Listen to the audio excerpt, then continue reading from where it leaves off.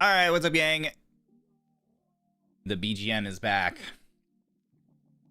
Sorry, I was a little late because I was trying to get that all set up again. We have music again. Jesse, thank you for the super. Congrats on the win, Chopcon. Thank you. BB would like to relay a message. Shoot that man on sight, but also does he want to... yeah, I can play Apex with her in a little while after we like Zatsu and like probably do a little VOD review and stuff. But if she's still on, I'll message her. Ohio gang. Ohio. Ark, thank you for the 6 months. Also, Alyssa, thank you for the Streamlabs, and Ginkgo, thank you for the Streamlabs. I don't know if those were like offline ones that I missed. I hope I didn't miss them during the stream. But if I missed them during the stream, I'm so sorry. But thank you. Thank you, guys. Small Ryoma today. Am I small in here? I can't even see my like thing. Am I small in this scene? Oh yeah, I kind of am, aren't I? I still don't have the like chatting like overlay stuff set up yet. I still gotta remember like how to do that. I don't remember how to do that. I'll figure that out eventually. So no chat on screen for a little while at least. Sorry.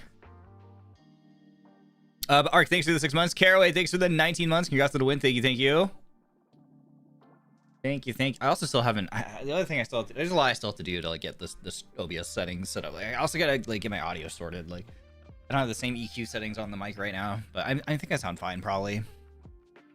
But I just remember that like I don't have the EQ stuff set up. Miss our physical form. Yeah, it's like I gotta remember what I gotta find my the link for it and like the custom CSS and stuff like for it. I gotta find it again. I don't remember where it went. But hey gang, welcome. My plan for today is just like little short Zatsu, talk about the tournament stuff and like go over like maybe like a little bit of the gameplay. And then depending on how tired I am, I'll jump into some games. I was so tired. I slept pretty much like I didn't do anything yesterday. I just like slept. I didn't do anything yesterday. I was so tired. Kind of hecked my sleep schedule. Kind of hecked my sleep schedule. And then today I need to work out still. I was going to work out today, but I'm still pretty tired, but I had to go to the grocery. I had to go get groceries. I had to get the cats. I went to the pet store to get the cats like new food and stuff. So I'll probably work out tomorrow, maybe tonight or tomorrow. But yeah, Okami, thank you for the orange soup. I hope you got a nice dinner after the big lock on FLEEK win. Thank you. Did I don't even remember. That was a crazy week leading up to the event and then doing the thing. I don't even remember what I did yesterday or ate. Oh yeah, I hardly even ate yesterday because I was just like, I was so tired. I had a really good like Greek salad with like a chicken like kebab. But the chicken kebab was like the driest thing I've ever had in my life, unfortunately. But the Greek salad was really good.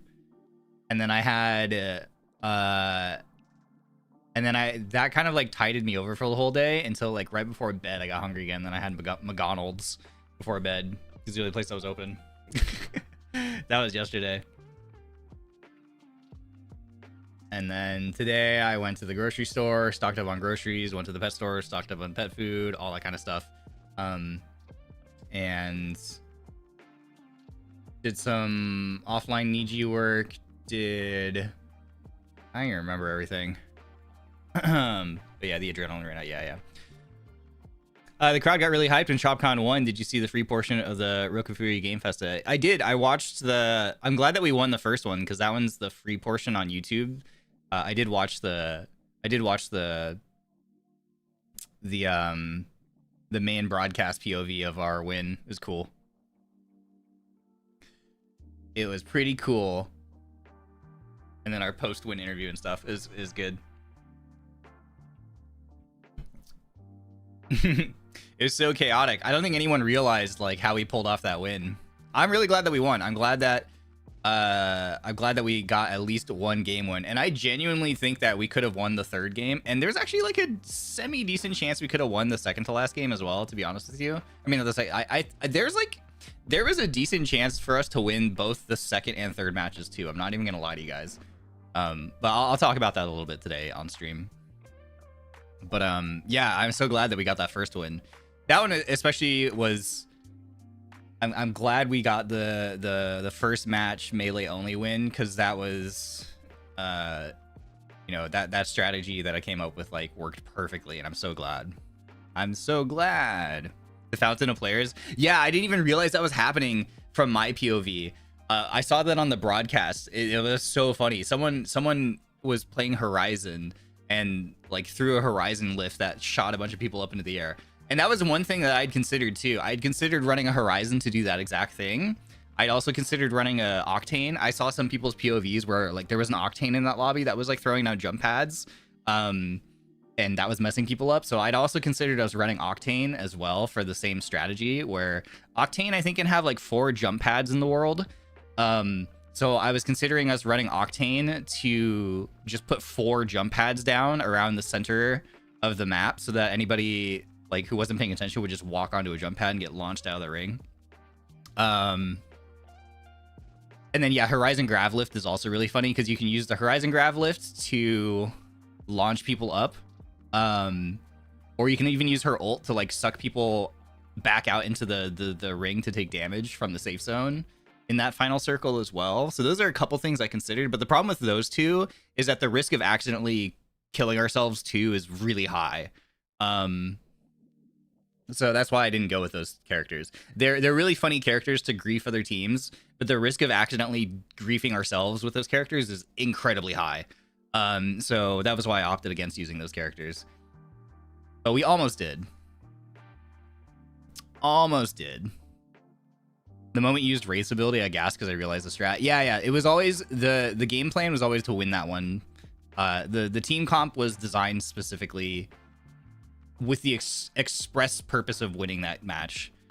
The strategy that I came up with was with the express. It was built around winning the game off of the Wraith Q at the end.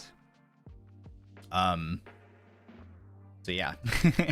And it worked perfectly. It worked really well. So the whole idea was like, you know, we would rush the center of the zone. I figured I'm surprised there were not as many Watsons as there were, but I thought there'd be way more Watsons. I don't know why more teams weren't playing Watson, because like as you saw, like Sable got like 10 kills. Like Watson is insane in that mode, and like there was only like I think 2 other teams running a Watson, which shocked me. I was anticipating like tons of Watsons, but anyway, so the Wraith was good because the Wraith would allow us to get into the center of the circle if there were a lot of Watsons. Because I was expecting a ton of Watson fences, and so Wraith, I could set a portal to the center zone and use the Wraith Q to like phase through any fences and like be able to move Claude and Sable to the center of the zone safely, without having to like walk through Watson fences or anything. I didn't really have to do that. There was like 1 Watson set up in that area, but like it wasn't like crazy fences, so we just kind of walked into the center for free. And then the idea was to like, you know, have Sable start fencing and take space in the center with the fences, which we did. And then Claude would deploy the Newcastle wall in the center, like right where the circle was going to end, where the final ring was going to shrink to, so that I could stand on top of the wall. And it worked perfectly. Like, it's really funny watching the broadcast. You can just see me standing on top of the wall. Like, all this chaos is happening, and I'm just standing on top of this Newcastle wall in the center of it all. And like no one's paying attention to me, which worked perfectly. That was the plan, was even if someone saw me, it would be really hard for them to get me, because if they wanted to try to punch me off of the Newcastle wall, they would have to take damage from the wall. And I legitimately don't even know if anyone could have hit me up there. I think if you tried to punch me off that, I don't know if it would reach. So the idea was to like fence around the wall, so anyone who wanted to try to get me would have to like go through the fences first, and then they'd still have to also take wall damage. So it was basically, the whole point was to make it a deterrent to like try to get me off of the top of the wall, and it worked perfectly. Like nobody tried to get me. So I was able to just stand in the center where the zone was going to end The only thing that almost screwed everything up was someone had a catalyst, which I wasn't expecting, which was actually a really smart pick. But someone deployed a catalyst wall, and I touched the wall on accident, and it blinds you. It like makes your screen all inky and black, and you can barely see. So like I kind of like got disoriented in the end there, and like kind of lost track of where the center of the zone was. And I actually even took a tick of damage from the zone because I walked out of the center. But fortunately, like it still didn't matter. As soon as I realized I was taking zone damage, I popped the Wraith Q, even though it was a little bit earlier than I probably wanted to, but it didn't matter because no one else was doing the same thing. And then we outlived everybody. It was so funny. But the Catalyst wall was actually really a funny pick. Like that was a smart pick because I think they probably put Catalyst spikes down too, which griefed a lot of people. But it was funny watching that and watching other people's POVs because everyone was blinded by the Catalyst wall. It was really funny. That was a really funny grief pick for someone to do. But no, that it worked. The strategy worked perfectly. It was like I was uncontested on the wall in the center of the zone where the ring was gonna close. Because you know the Newcastle wall was a good deterrent, and then Sable's fences were a good deterrent. Yeah, I love it when a plan comes together. And then yeah, and then the goal was always to use the Wraith Q to just live through the final zone. And as long as you know I timed it correctly, we would outlive anybody else who was in that circle and not take damage from them, and it was perfect. I basically was trying to not take damage up until that point. Because I knew that very tiny final circle was going to be chaos and there was going to be a ton of people in it punching each other. So I just needed to like stand on the wall to avoid anyone punching me out into the ring. And then as long as I just like phased out with Wraith Q, the ring would close and damage everybody else except for me. And then I'd live, and it worked. It was perfect. It was perfect. But it was funny because if you like, I can probably pull it up. But yeah, the main broadcast POV is so funny though.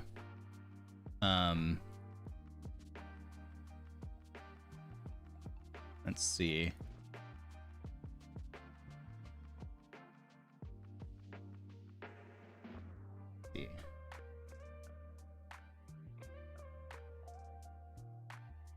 Yeah, here.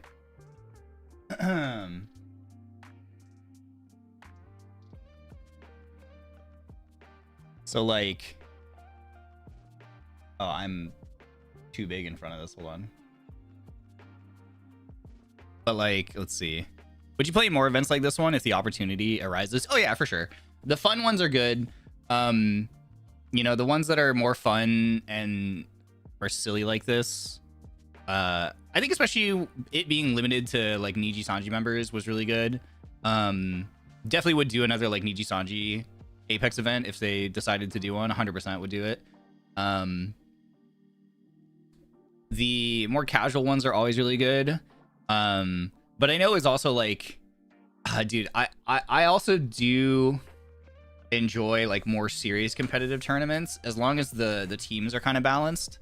But like, I legitimately think that with how well the guys were playing by the end of our practice leading up to the event, I think if this had been a format where it was like a more traditional competitive format where it's like you play like between like 4 and 8 games and you just take your cumulative score from placement and kills throughout those games, and then the team with the most points at the end wins, I think we would have done really well. If this had been that kind of format. Yeah, like an ALGS type 4. Yeah, exactly. Like if this had been like a cumulative points kind of thing over a course of a number of games of regular battle royale rules, like I think we would have done really well. So it would be cool to see how we do in that kind of thing. What about V-Psycho? I would love to play in V-Psycho. I would love to play in V-Psycho. I hope I get an invite one day. That'd be really cool. I'd be super down. Would be super down.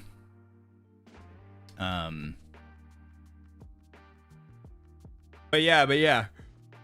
Oh, sorry, excuse me. I'm still tired from this week. This week was crazy. There's so much Apex this week, and here we are gonna probably play more Apex, but you know. But I wanted to go over like some of the gameplay. Let's see.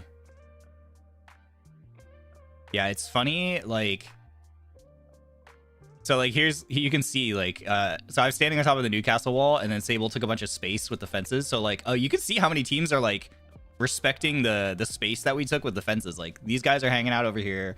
These guys are hanging out. This Valkyrie, originally these fences weren't here. So the Valkyrie was kind of like encroaching, and then like Sable fenced, and it was really funny. And then I was like, like fence the Valkyrie, and then he fences the Valkyrie, and then I punch her. Like, yeah, this is our space.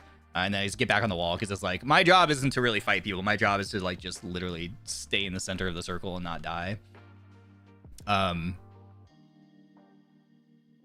But you can kind of see, it's funny. So the cat wall goes up, which is insane. And then Claude, I think, punched the wall out, which was like, oh no.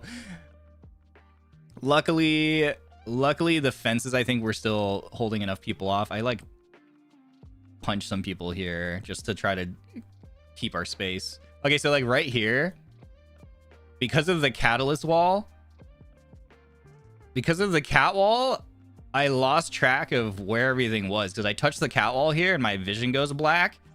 And so I can't see the ring anymore. I can't see the orange ring that damages. So you can see I actually like walk out of it on accident. My plan was to stay in the dead center for as long as possible, but I actually end up walking out of it because of the catalyst thing. And then I take a tick of damage in the bottom left, and I realize I'm outside the wall. So then I Q, and you can still see here, I don't know where I am. You're gonna see me look to the right, and then I'm gonna be like, where's the center? It must be where everybody's standing. So then I kind of get back towards the center, and then we won.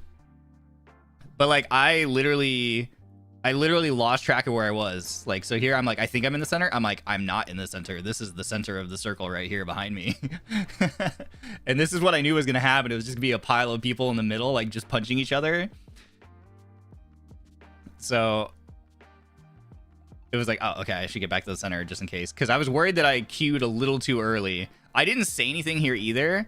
Like, I kind of went quiet because I was locked in. Because in my head, I'm like, oh God, like, I have walked out of the safe zone and I'm now in the ring earlier than I wanted to be. Like, I'm taking damage too early. I have to pop my Wraith Q earlier than I wanted to. So in my head right here, I actually am not entirely convinced that we are going to be able to win. Because I'm like, did I do it too early? Are people going to be still alive when I come out of this Wraith Q?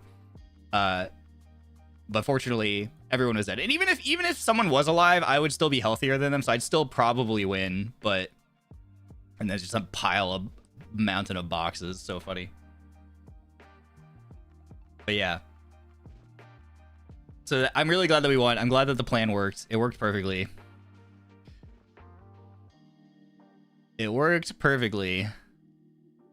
yeah, I like didn't know where I was because of that cat wall for a split second, which is really funny. But yeah, we won the first game. I'm super excited we got a win. And then second game, we got really like our army, Lain army, got like gifted zone basically. And I legitimately, there's a part of me that thinks we could have won this game too. So like here, if we had swung, I didn't notice that the zone was ending on the other side of the wall.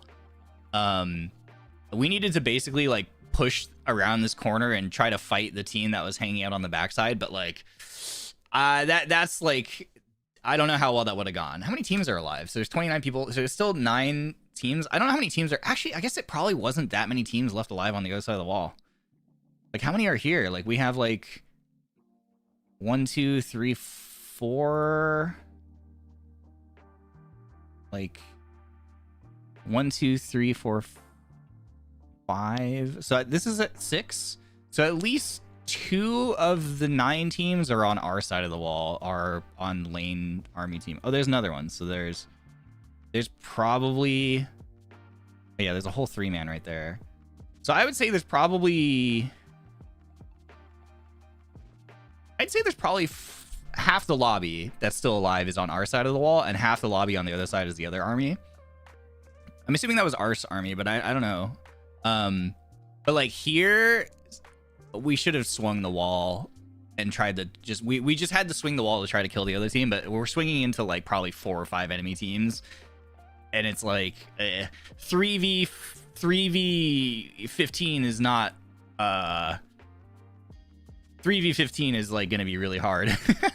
We do have really good offensive utility. We would have had Sable, or Sable could have tethered. We could have used my Caustic ult when Claude could have shot his Sparrow ults, And so we might have been able to kill them. There's a world in which we do enough AoE damage that maybe we kill them, but it still would have been pretty tough. So maybe there's a world in which we swing this corner. This is a really good catalyst wall. I didn't even realize that one up. That's a really good catalyst wall. Maybe there's a world in which we swing this corner and we somehow manage to like kill enough people on that side that we can win, but it would have been really risky. I think the thing that's a bummer is that like I think we could have possibly out-healed the other team and maybe won. If we didn't get griefed by the other people. Although this team did have Wraith, so it's very possible that if a Wraith player was smart, they would do the same thing that I did to win the first match and just like Q and avoid zone damage. So, you know, it would have been kind of a stretch to win this game. But basically what I'm doing here is I was getting ready to win by healing. So the zone ended on the other side of the wall, but it was pretty much on the center of the wall. So it's pretty much more or less 50-50 for both teams. So I could have possibly won by healing. So what I did here is you can pop a med kit, and you have to start healing before the zone fully shrinks. But if you're full health like I am here, like 100 HP, you can't use a med item. So I walk out into the zone and take a tick of zone damage here. So right there, I take a tick of zone damage. And then I'm telling the guys, like, get ready to start healing. Don't worry about healing your shields. It doesn't matter because we're not going to shoot. I was going to start med kitting once the ring touched me, or like at about 5 seconds left on final ring close is when you should do it, because it's an 8-second healing item. But the zone kills you in about 5 seconds. But then somebody popped a Costigal and killed us all. So it's like, oh no. So it's tough because like if someone hadn't done that on our side, if they didn't just like grief, and I popped the if I popped the med kit, there's like maybe a world in which, you know, I heal up to full health while everyone else is dying to the ring, and then maybe we outlive everybody. It would be pretty hard to outlive. It'd be pretty much impossible to outlive a Wraith on the other side if they decide to use their Q like I did in first game, but you know. Oh well, I would have liked to have known. I would have liked to have tried, but unfortunately we just died to like a Caustic Ult on our side. But yeah. I heard that on the second match, Lain team were killing each other, so the other team doesn't get the kill. Oh, interesting. I don't know if they would have gotten it anyway, because like nobody was dealing damage to us. Like you only get the kills if like someone damages you. And then you die to ring, and it has to be within a certain period of time from like when you last took damage from them. So like it's pretty unlikely they would have gotten the kills from us dying to ring on that side of the wall anyway. But either way, it's just a bummer. I would have liked to have tried to like out heal the other team with medkits, but and caustic gas too, but unfortunate. But anyway, so I always knew, I was telling the guys from the beginning, I'm like, the second match is just going to be chaos anyway. It's like the second match is going to be like very RNG as whether or not we do well. But we did really well otherwise. Like we controlled zone and space and stuff really well. So it would have been cool to have had a chance to win the second game, but we'll never know. We'll never know, unfortunately. Apex needs prox chat. Prox chat would go crazy sometimes. In custom games, it would be really funny. And then third match. God, I can't stress to you guys how close we were to winning this third game.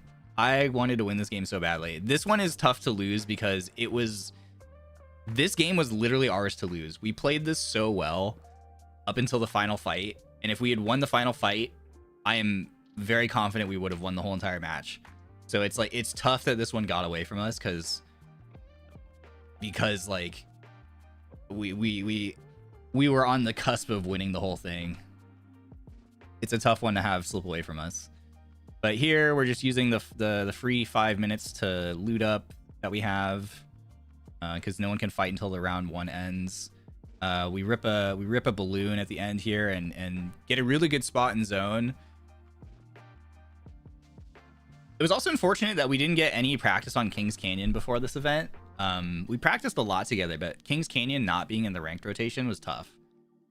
Because we played ranked to practice, and Kings Canyon is not a ranked map this season. it's only in pubs, but we weren't playing pubs because pubs is not good practice. So we had no practice on this map, which meant that I didn't really have any practice calling zones. Calling where the final circle was going to be. So that was unfortunate. So like this zone popped up, and I knew it would end in this area, but then the next zone, I was really unsure where it was going to pull. But this was great. We played this perfectly. We got a really good building, really good wall placement inside the building. Like here, this would make it pretty impossible for a team to push us in this building if they tried to. And then we have caustic barrels up top. We have caustic barrels down low. Like, this is really good. We were just shooting out of the building. I farmed purple off of this. So, like, we were just putting shots on the teams. So then this ring pops up, and I had zero idea where this was going to go.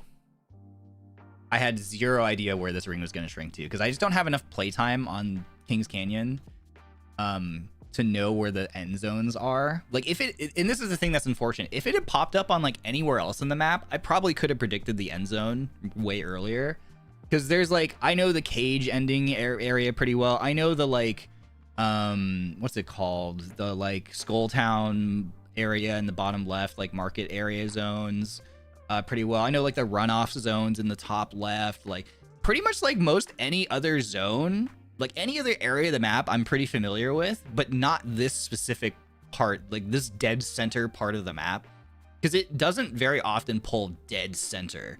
So this ring popped up and I'm like, I don't know where this ring is gonna end. Like, I have zero clue. So this was really tough. This was kind of tough. It was like I was looking at this circle like, ooh, I could imagine it pulling to like maybe here, you know, like it's got a lot of open space, you know, it's gonna pull away from buildings. So the areas it could shrink to are like, this seems reasonable, just dead center of this circle. But it's gonna, so this is all a wall, and this is all also unplayable because it's mountain. So the zone doesn't like ending on unplayable areas or areas that like this. So it's not going to end up here where we are, and it's not going to end up here because it's building. So I knew immediately we were not going to be in final zone for sure. This area was pretty much like a guaranteed no end zone. Maybe right here would have ended because it would have been pulling away from the buildings and the wall. And I think this was honestly probably a more like this seems like a lot of playable space to me, but it actually ended up pulling to like here, which is kind of surprising even looking at it here. But yeah, this ring popped up and it was like, guys, I don't know where this goes at all. So we just waited, we just chilled, we just looked to farm purple armor. There we go. I got purple armor by shooting people, which is what we wanted. And then finally this zone pops up.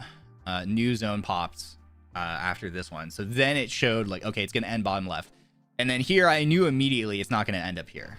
Like, it's not going to end here because this is a wall and then these are buildings.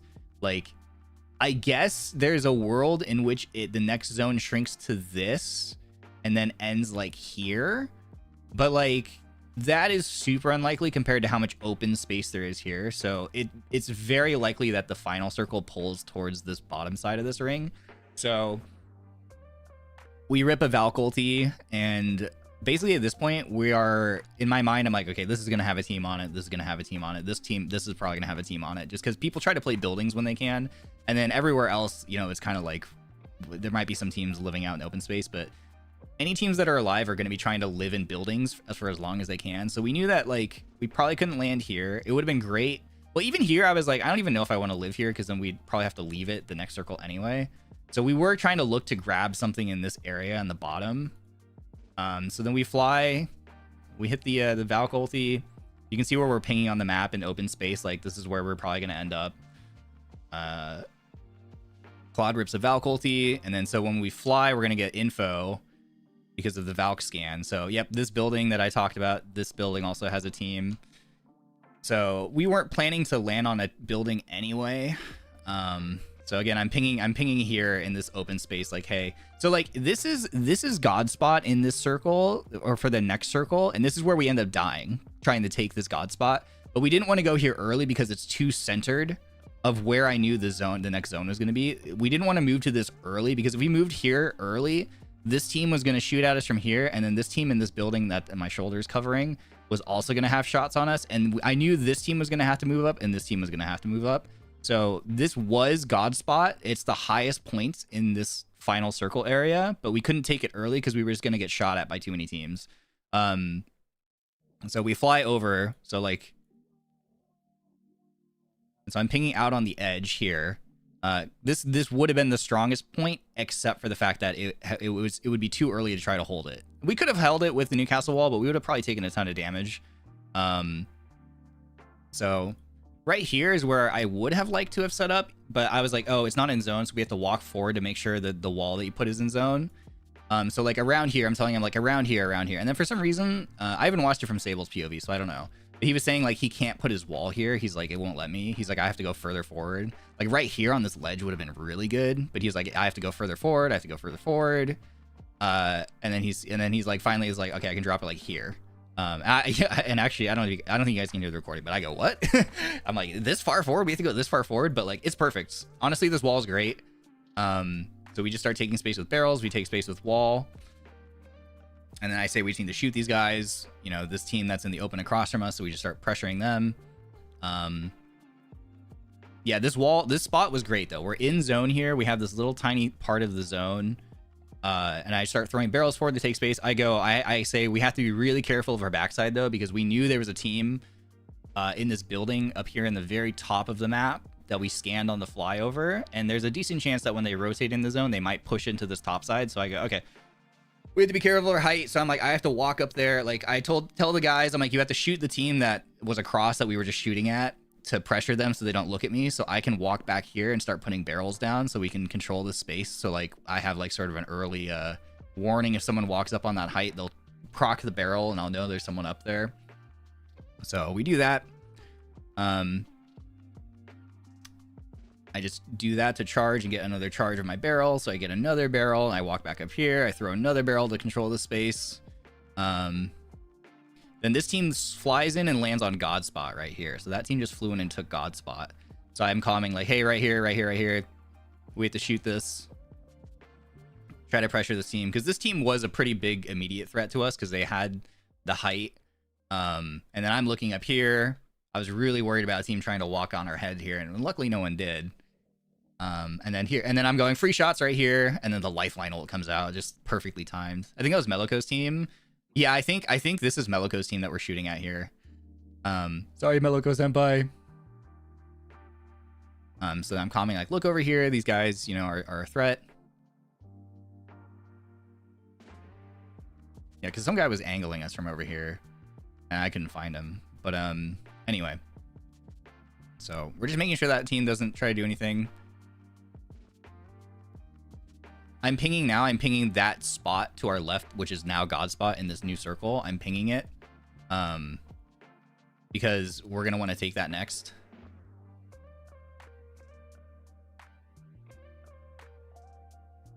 And then, okay. Oh, shit. That was perfect right there. Fuck. Ah! Let me try and pause. Pause game. Okay, so I look at the new circle that's shown on the map and immediately identify that this spot on the hill to our left is God spot, and this is what we want. We're shooting at this team right here, but I know that this is the space that we want to try to take.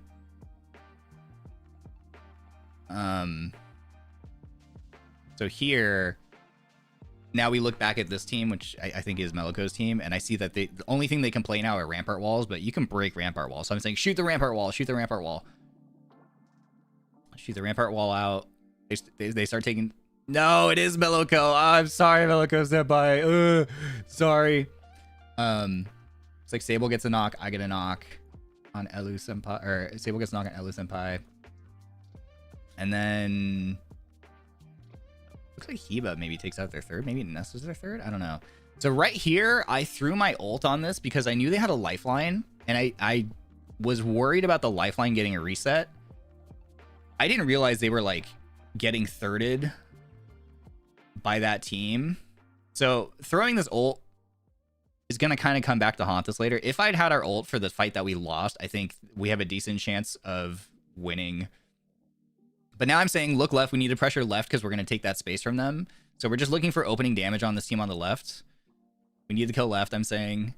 Because our plan is to walk forward into this new zone. And if we can, I want to take that left side. We have this space directly in front of us that we can just set a Newcastle wall up and play, which is going to be fine. But ideally, we want to take the left because the left has the strongest position in this new zone.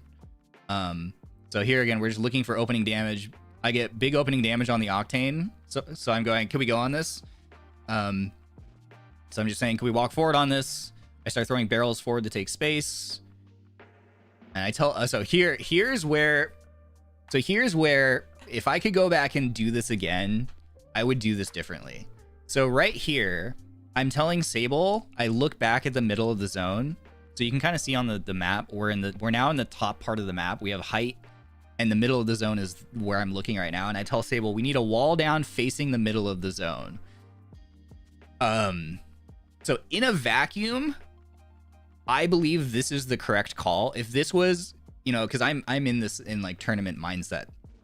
If this was a more competitive, like high level competitive tournament, this is like 100% the correct call in a vacuum to put a wall down facing, because what that does is it immediately establishes like that we control this space, and it gives us a wall so that we can fight this team that we're walking up on without having to worry about getting shot in the back by any other team. Like we're up against the zone, so every other team is on our backside. So this would help us protect ourselves from every other team. And in a more competitive tournament, there would be a lot of teams in this space that would be immediate threats to shoot us in the back while we try to fight this. But if you look at this, even just in this freeze frame, there's nobody. There's 10 squads, enemy squads. We're pushing one of those 10. And there's nobody out here. If this was a more like high level competitive tournament, there would be like at least like 3 teams on your screen. That would be like pretty big threats to potentially getting third partied on. But when I watched back some other people's VODs, like there are people still inside the wall up here, like in this space. Like some teams just died to zone, I think, like because they just didn't rotate fast enough and they got trapped in this big area to the left where the buildings are. And there's some teams down here you can't really see. There's like a really ultimate low ground over here. There's some teams like chilling in here. So no one's actually playing up height, trying to take space for final zone like we were. So we actually didn't need the wall to protect ourselves from anybody because nobody was looking. There was nobody around. And I think even the teams that were here were maybe just fighting each other in the low ground without line of sight on us.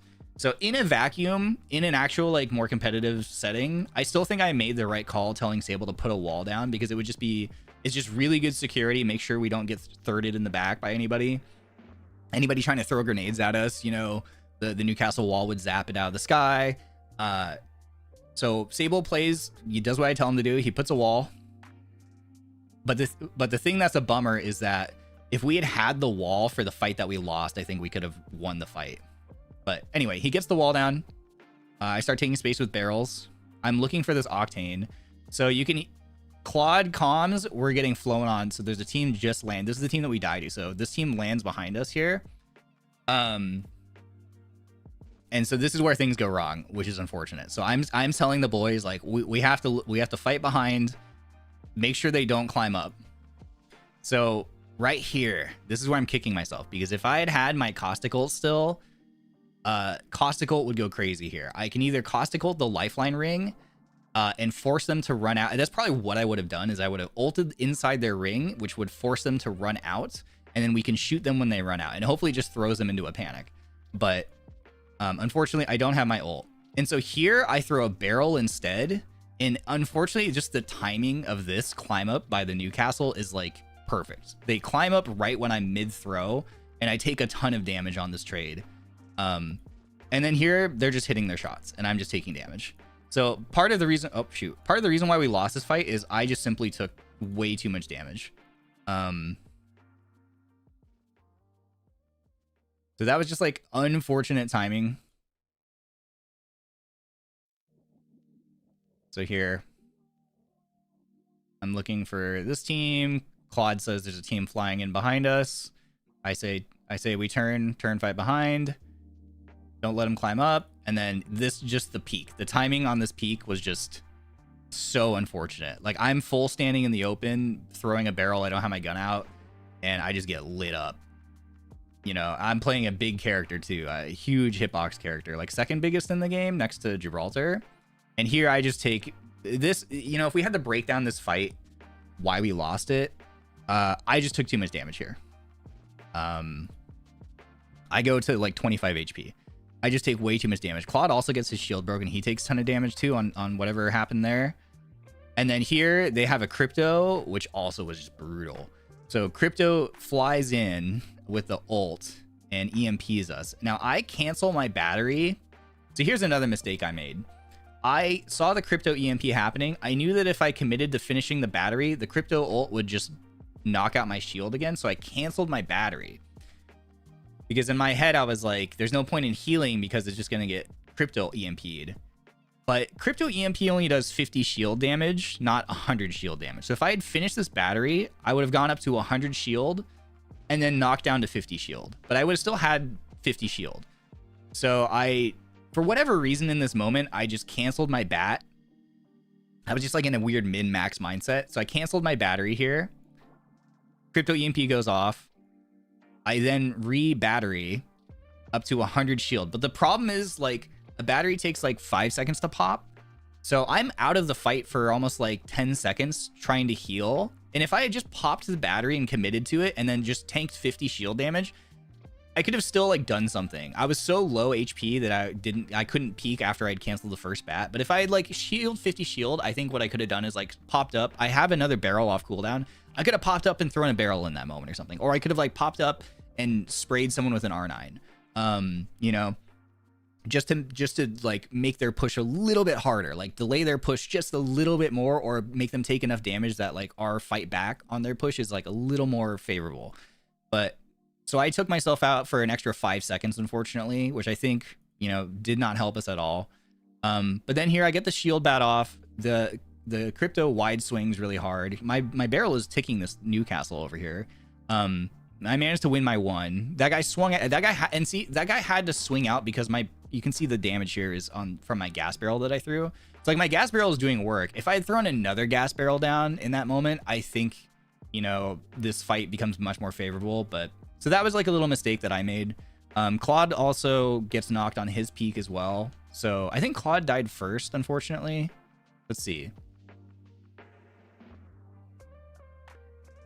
Yeah, so Claude is going to get traded out here on this swing. They just hit, the other team also just hit like all their shots. They just were like frying us.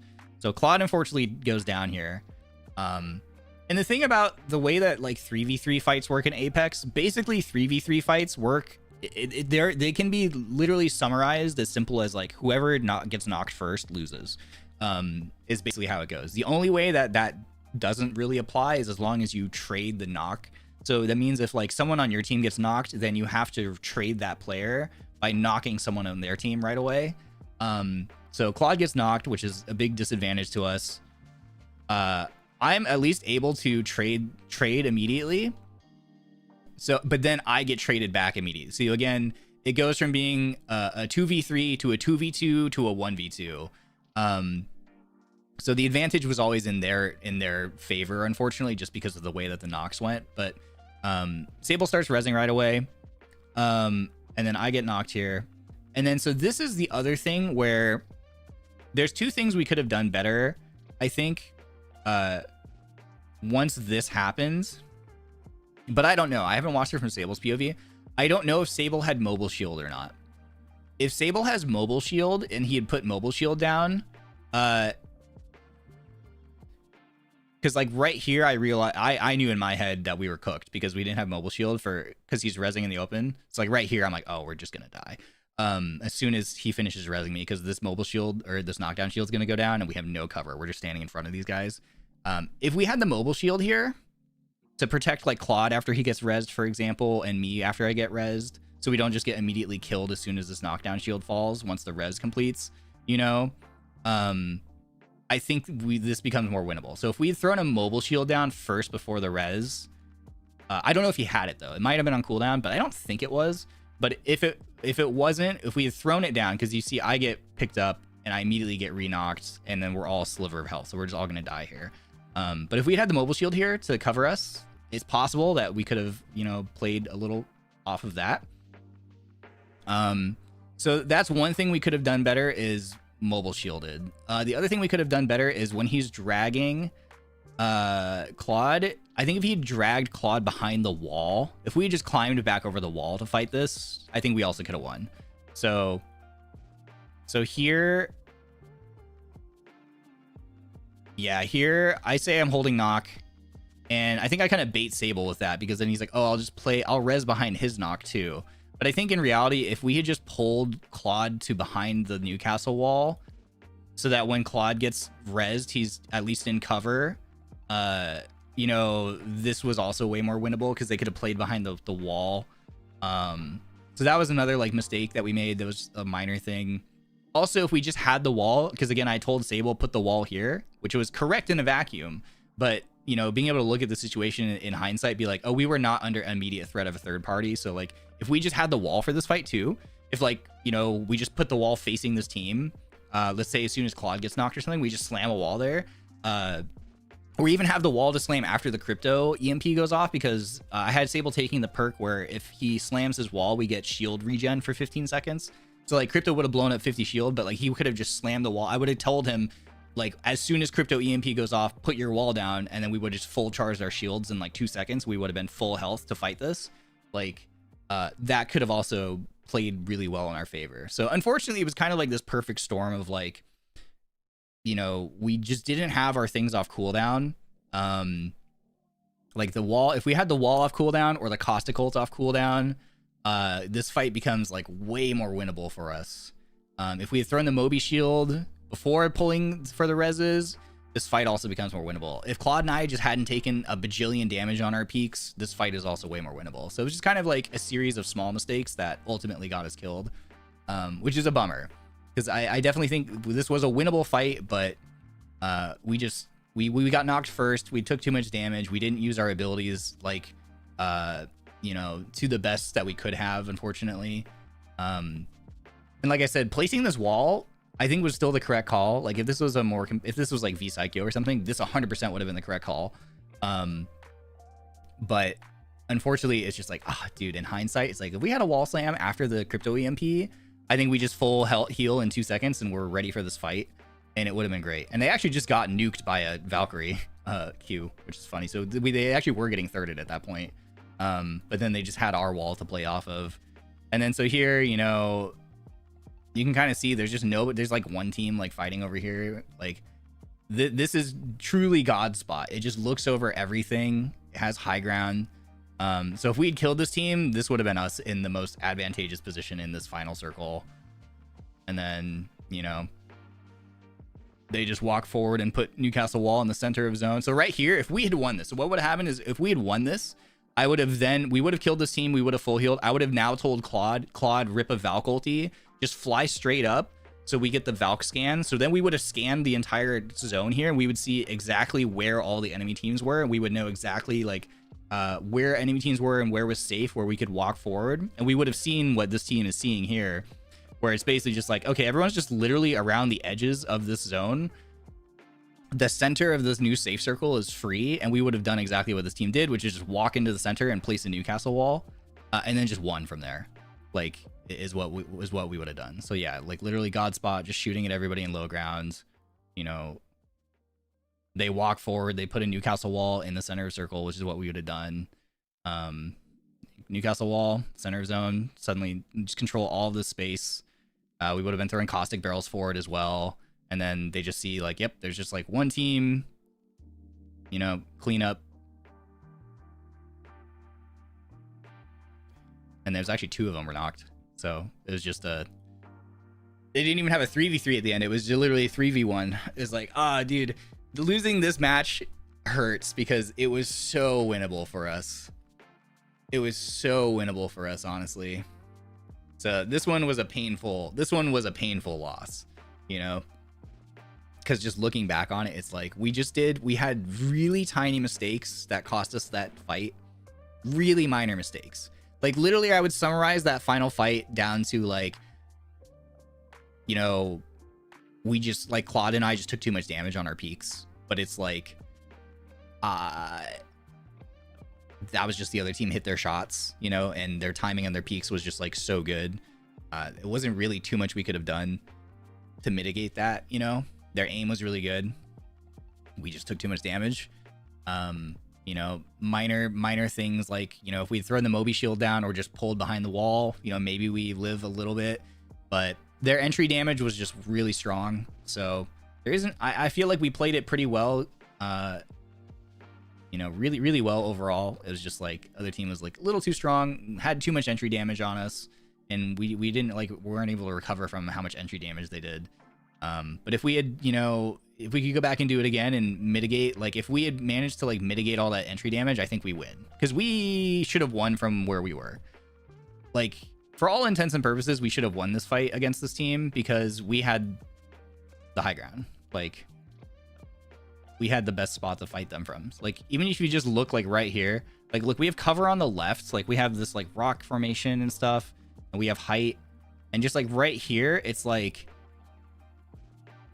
we shouldn't lose from this spot. I'm just standing 2 in the open here.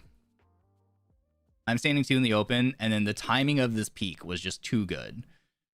Like, you know, I took so much, and I'm here, I'm trying to get back into cover, but they're still hitting their shots. And I'm stuck on this rock trying to slide in cover behind it. So it's like, yeah, I just peaked too fully, and I didn't expect them to like push out of their safety that fast. And then they just had the crypto drone to like follow up to like guarantee they had more entry damage than us. And it was just kind of, it was over from there, honestly. But yeah, I mean, if you look at this, like we have pretty decent cover, like we have height. We should have won this fight, but this team just played it so well. But yeah, that's a tough loss. That is a tough loss. If I could go back and do that fight again, you know, and we win it, I think we win that whole entire game. But it is what it is. It is what it is. So that's the only thing. The lessons I would take away from that are like, you know, I need to be more mindful of how big Caustic's hitbox is. So I should not have been, I was only standing up there to like try to get the distance to throw that Caustic trap into their ult, and it didn't even reach. So I over peaked just trying to throw a barrel, and that wasn't worth it because I just took, you know, almost 200 entry damage because of it. So that's my lesson, is like, I just, you know, I didn't respect how big Caustic's hitbox is in that moment. And then, you know, I would say like, I don't know what happened with Claude. Claude may have like over peaked a little bit, like maybe held his peak too long or something. Cause he took up like 100 entry damage on that first swing from them. And then like for Sable, I would say like, you know, just like make sure that we're throwing the Moby shield first before pulling was the only other thing. Is like, those are like the only small things, but like those are like very tiny things. Like those are tiny things, like tiny mistakes that we made, but they just kind of compounded, you know. But yep, yeah. Not gonna lie, at the event, I'm still hoping Chopcon can join a fully competitive VTuber event. Yeah, it'd be really fun. Still a fun tournament. You guys are great. Just some unfortunate. Yeah. It was great. Time to join another tourney and redeem ourselves. Yeah. No, we did really awesome. I'm really proud of us. And again, it was like, that one's a tough loss because it's like, I'm very confident that with how well we were playing after all the practice, we could have won that. And I think like if we had even just another week or two of practice playing together at the level, like the last 2 days of practice before the tournament, we were playing so well, like night and day compared to certainly when we first started practicing for this. And even like at the beginning of the week of practice, by the end of the last 2 days, like we were playing so well, as a group. So if we'd had even like another week of just practice doing that leading up to that, you know, I think that would have been, we would have been even more powerful, and you know, probably wouldn't have made some of those minor mistakes. I think we would have like had a pretty clean run through that. But you know, all we can do is like learn the lessons from this and carry them into like whenever the next time we get to do this again is. Ryoma IGL arc is one of my favorite arcs. Yeah, it was one of this has been a really good time for me too. I'm not an IGL. I am a fragger. That is my role typically, is like my job is to deal damage and just be a sentry turret for the IGL. But this was really good because having to learn how to become the IGL forced me to think about how to play the game really intelligently.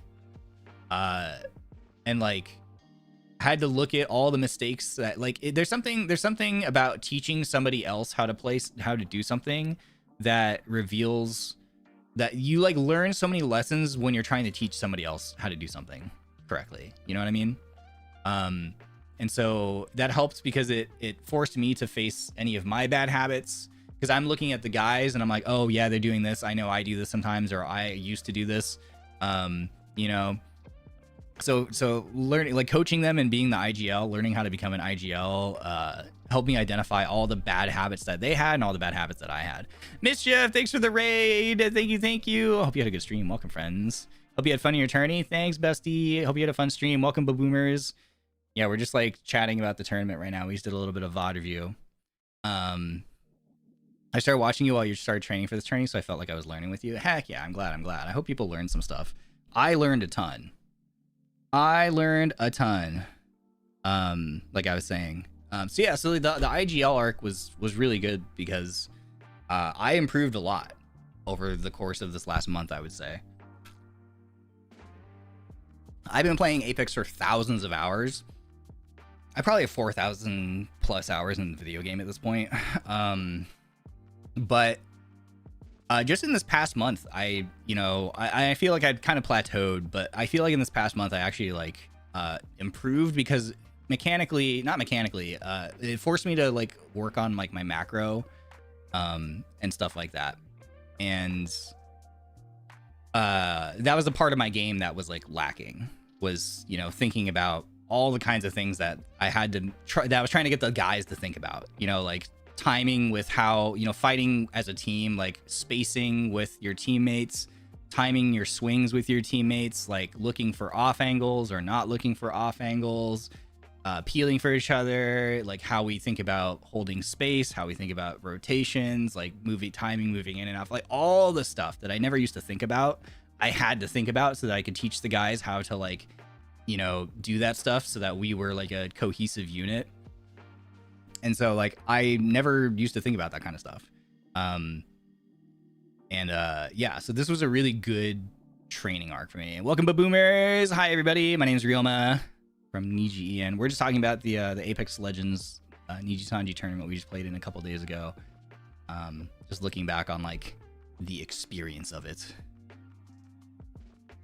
But yeah, it's really fun seeing y'all train and play in actual tournament. Yeah, it was really good. I'm glad you guys had fun. It was a fun training arc to go through.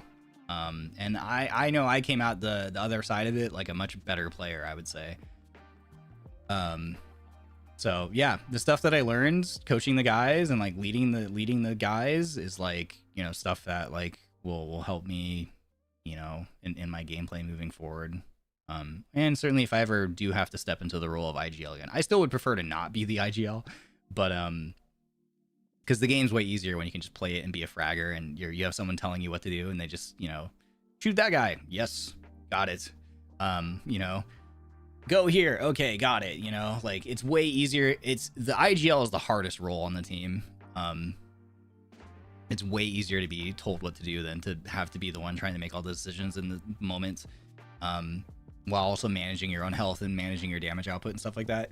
So I don't like being an IGL, but certainly this was a good arc to go on in terms of like helping myself improve at the game. Yeah, no regrets in that regard. But yeah, but now I'm gonna make Bluebell be my IGL again. She's gonna try to fight me on that. Now she's gonna be like, oh, now you're IGL, so now you can IGL us. I'm gonna be like, no, you're the IGL. I think you and Claude are both fraggers, right? Yeah. Yep. Frag is definitely the role that I usually fulfill. It's the easier role for sure, because you don't have to make the hard decisions or anything. You just go wherever the person tells you to. But yeah. No, it was great. It was great getting to coach the guys. Really like impressed with like how much everybody improved too in a short amount of time. Everybody was also like really, I'm grateful that everyone was like really open to letting me IGL, and also open to like all the feedback and the criticism and the coaching. Because it's not easy. It's not easy like being told what to do and being told like, here's the flaws in your gameplay and here's what you need to do to make it better. But the guys are really like, I really appreciate that they were willing to like work with me on that kind of stuff, and were like receptive to that feedback and things. And I hope that they feel like they improved and that they understand the game better and stuff like that moving forward. But yeah, because I know I was telling the guys like, hey, you can't play. I was telling the guys everything. I'm like, you have to play this character. You can't play. You're playing with these weapons. You can't play with these weapons. You can't play with like, your backpack has to look like this. Like you have to have this kind of items in your backpack. You know, like blah blah blah. Like it's not fun or easy, especially if you don't play the game as seriously as like I do, or play the game as much as I do. It's not necessarily like fun to have someone telling you how to play the video game for like a month straight. You know, when you just want to play it like your own way. So I'm really grateful to the guys for like being willing to like work with me on that. You know, as we prepped for this thing, because it was a silly casual event. We didn't really have to take it that seriously either. But it was more like, the way I looked at it, it was like, this was good practice for if we ever did enter a more serious one, which is something that like we've considered doing if the opportunity arises. So like, you know, we were taking this practice like honestly, the way we practiced for this was overkill for like the level of how casual this event was. It was definitely overkill, but it was more for the purpose of like, you know, training up the team for, you know, something else in the future potentially, like if something came our way, you know what I mean. So like if we have like another opportunity pop up and we decide to do it together, it's like, okay, when we start practicing for that, something like that, we'll be in a very strong position to start off with like training for, if that makes sense. Yeah. I think Mello was saying that you guys practice the most out of everyone. I wouldn't be surprised if we did. Yeah. Like we definitely played like overkill. We practiced overkill. And also, like I said, like that final wall that we placed in that zone was also overkill for the way the lobby was playing out. Because again, you know, if it was a more competitive tournament, that wall placement where I told Sable like put a wall facing toward the center zone was 100% the right call. But in this particular instance, with the way that the lobby was playing out, it was like overkill. Like that was an overkill wall placement. We could have saved it for the fight, but you know. So that's one of those moments where like the decision was like the call I made was too good. You know what I mean? Like it was like too good of a call, if that makes sense, because I was making a call based on like you know, preparing for a much more dire situation than that lobby had us in. You know. So it's just hindsight 2020 kind of stuff. But anyway, I'm really proud of the boys. Everybody improved a lot, myself included, and yeah. Proud of what we did. I would have loved to have won that third game though, man. We did all that training to win that third game, so to come so close to winning it and not getting that victory is like so sad. But either way, it was a blast. But yeah, I hope you guys enjoyed the training arc. I hope it was a lot of fun for you guys to watch. And yeah, I'm much more confident. That calls due to your PTSD and high MMR lobbies. Yeah, and I have a lot of tournament experience too, as well, in this game and other battle royale games. So it's like, you know, it's kind of hard when you have that experience. It's kind of hard to turn that part of your brain off, when you're putting that kind of scenario, that sort of context. So you're expecting it to play out a certain way, but then it doesn't, because it's a more casual thing, if that makes sense. You know, that's like, oh, we kind of went overkill, but that's okay. It was such a minor thing, you know, tiny thing. But yeah, and hey, we still got that first match dub. I'm glad the plan worked for the first match. We got that win. I was very confident going into that one that we could win that first match, and I'm glad that we did. I was very confident that we could win the first match, and I thought our chances of winning the third match were also very good. And the second match I knew was just going to be literally just a crapshoot. So, you know, overall, really, really satisfied. It went pretty much how I expected it to. So I'm glad. Anyway, gang, my food is here. It's been here for like 10 minutes. So I'm going to run and grab my sandwich that I ordered, and I'm going to come back and eat my sandwich. And then probably hop into some games for just a little bit, I think. I think that's my plan. Are you going back to NA servers now? Yes, I can finally go back to NA servers too. That's the other crazy thing is I've been playing on like Asia servers for the past month. You know, I can finally go back to like my regular ping. Freaking finally. Yeah, kind of insane. I've been ping debuffed for the past month. I forgot about that. Anyway, I'm gonna go grab my food. I'll be right back, gang. Be right back. Love y'all. Thanks for hanging. BRB.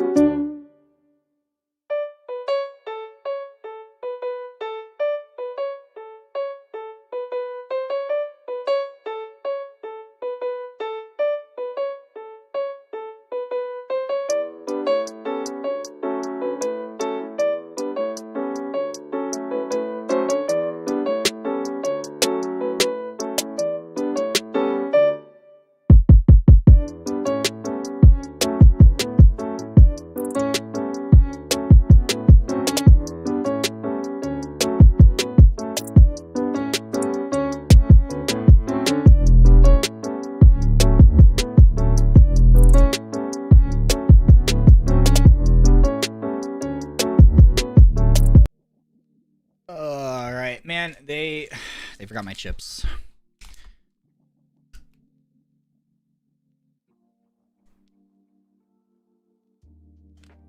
I ordered some salt and vinegar chips because I was like, oh, they'll go well with the sandwich, but they forgot my chips. I'm sad. Man. Can you adjust your BRB music? Is it too loud? Let's see.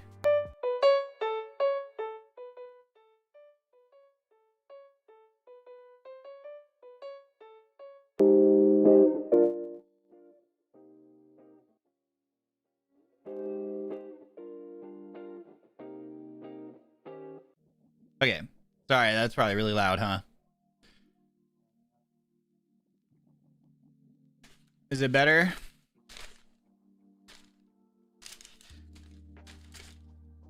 Sorry, guys. Is that better? The bass was booming for us. Sorry.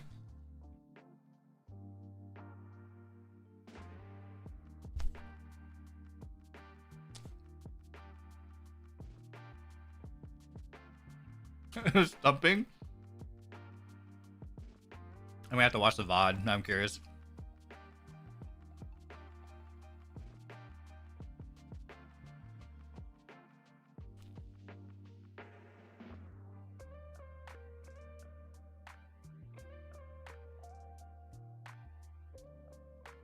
It's kind of lit, yeah. Hell yeah.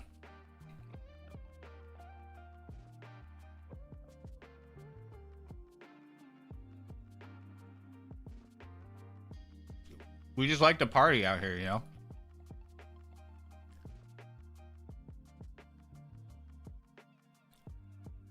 Anyway, sorry about your chips. It's okay. It happens.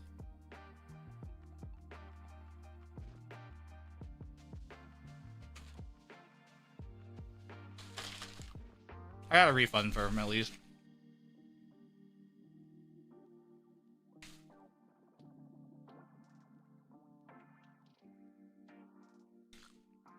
I shouldn't have the chips anyway. I just got them as a treat for myself. But it's like, I shouldn't eat them anyway.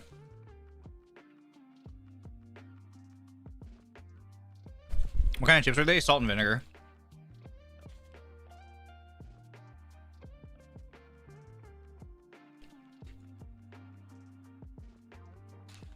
Salt and vinegar would have gone well with this turkey, you know, sub sandwich.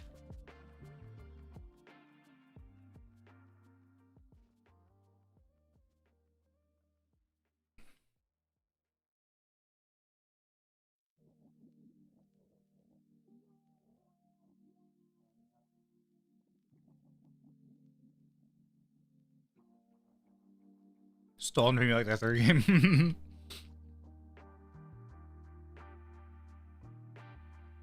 Hungry. Sorry, chat. I'm gonna eat these. Eat this sandwich.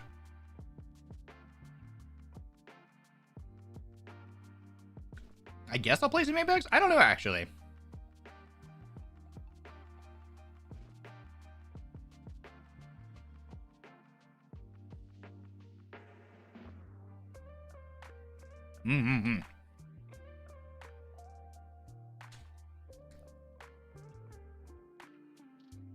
I love sandwich.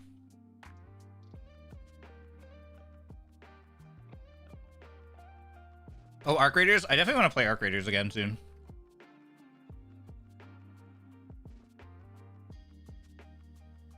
Dude, Ian is doing Zomboid again tomorrow. It's at 4 a.m. for me, man. I'm not gonna be awake at 4 a.m. I want to play Zomboid with everyone at 4 a.m., bro.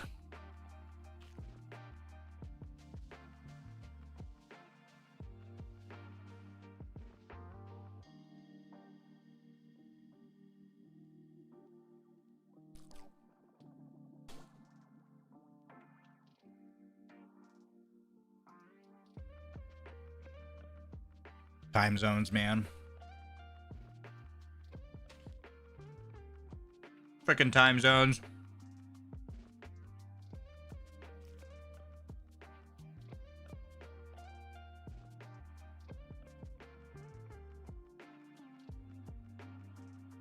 Oh yeah, we have broadcast episode 2. That's right.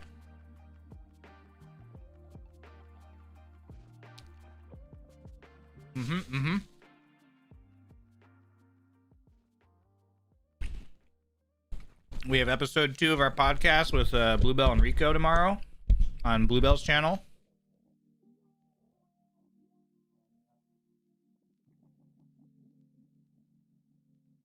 So make sure you guys tune into that. I'll retweet it on my Twitter.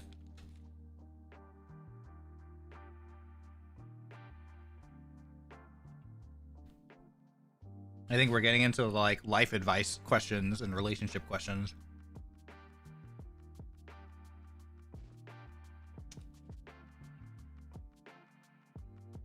So that'll be fun.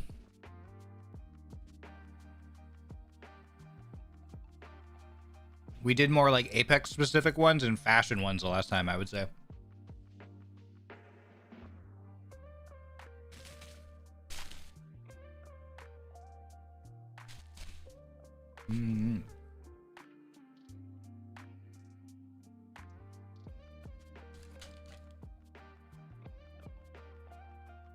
But yeah, that's exciting. Does anybody have any questions about like, I don't know, the lock on FLEEK Chopcon stuff or anything else I can answer while I eat?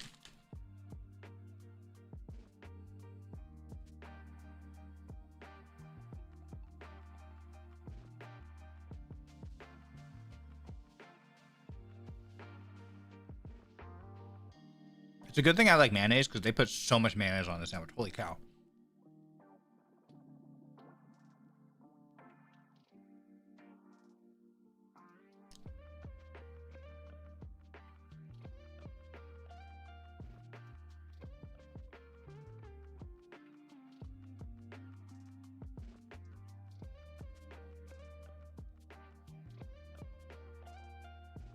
Mayonnaise on sandwiches is a must in my opinion. Otherwise, they're too dry.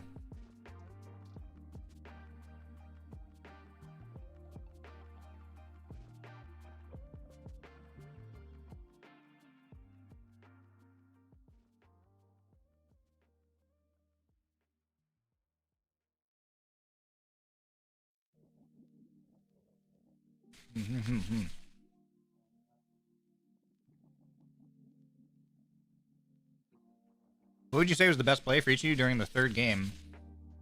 Good question.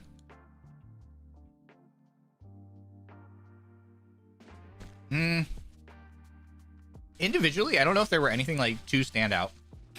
It was just that everybody did their job perfectly, I would say. Like we played that so well. It was simply that we kind of like lost that final gunfight, but everything else up until that point we played perfectly. Our positioning in the zones was perfect. Like, yeah. It's tough. It's tough. I would say for me, my zone calls, you know, were rotating us to where we needed to go, I think was my best, like, was what we did. What I managed to do the best was like calling the zone and positioning. And Sable and Claude just shooting, you know, listening to calls and shooting where I told them to shoot and using their abilities where I needed them to use them and stuff. Like, yeah, I mean, people just getting shots down when they needed to and using their abilities correctly. It was good.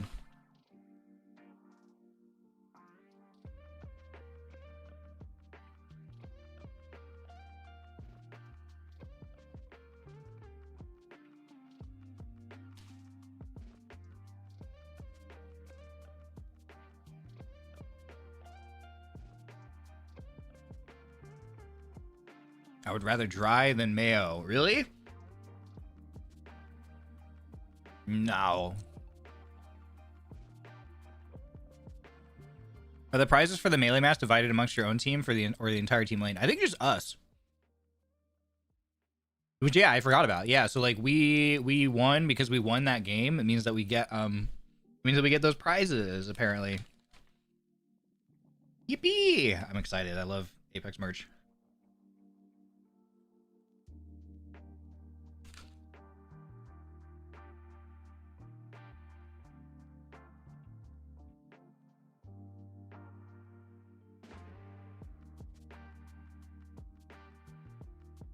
Yeah, I think the prizes that they showed are just specifically for the individual winners of each of the 3 matches.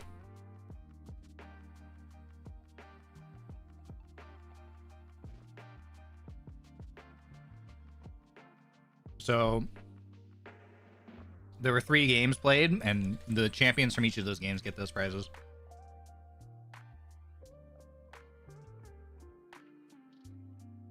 Is my understanding.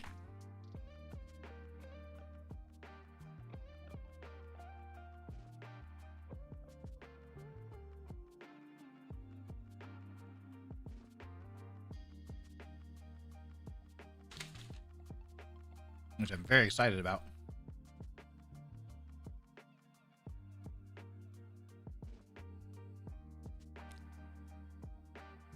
Yeah, another Nessie plushie. Let's go.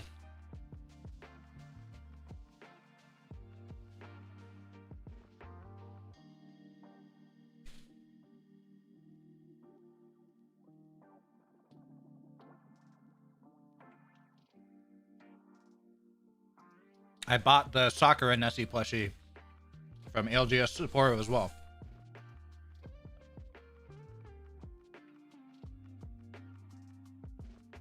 So I will have regular plain old Nessie, Sakura Nessie, and then the one from this event too.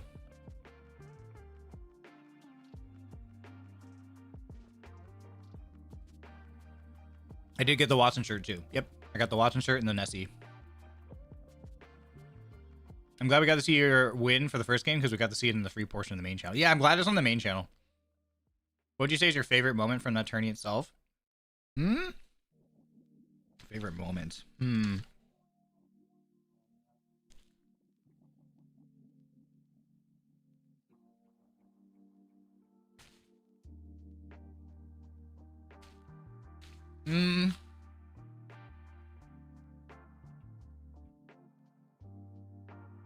I'm trying to think if there's anything besides the obvious of just winning that first game.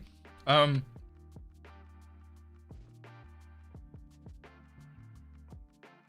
that was really hype. I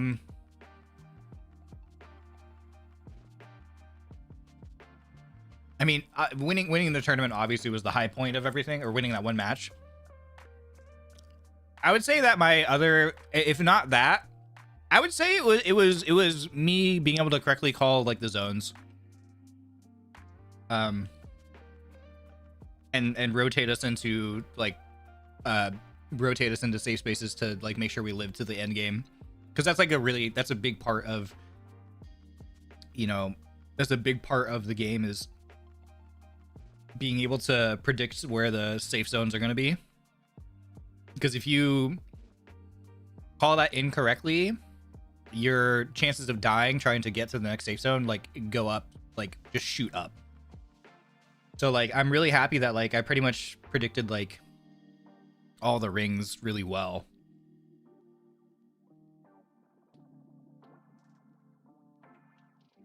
Calling the other teams to get off their iPads. Oh, when I was shooting the freaking crypto drones in that one match, the second match. Yeah.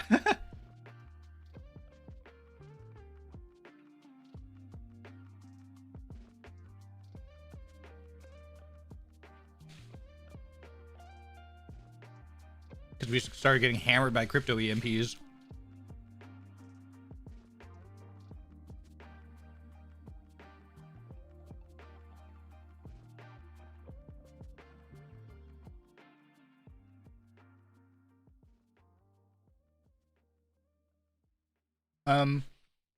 But no, I would say the thing that I'm really proud of is I'm really proud of my zone calling, because that's a really important part of the game, and it's kind of it's definitely a skill, you know. It's a little bit of luck, but there's a lot of skill involved in it too. So I'm really happy that like I was able to call the zones, you know, pretty well.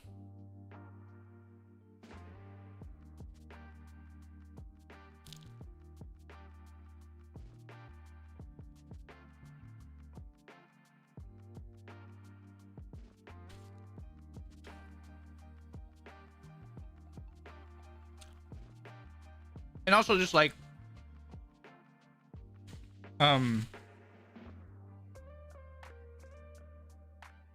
winning that first game was also really validating because it was like, I'm glad that the strategy I came up with worked because, you know, went through a lot of like different iterations of it.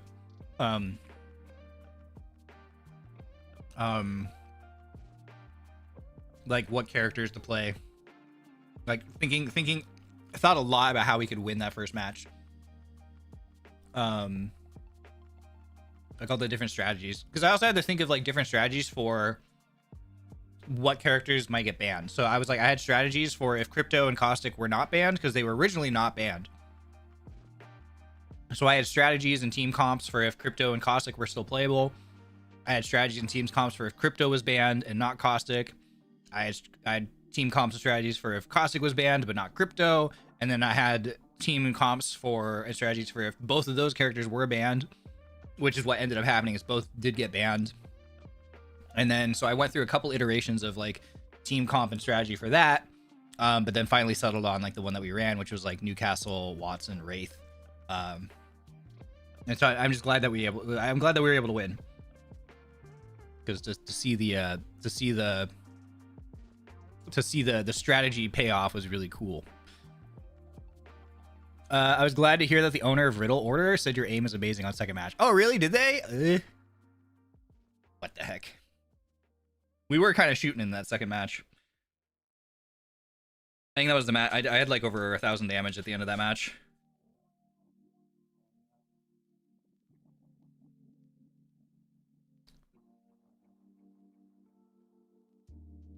He said that? Yippee! Cool.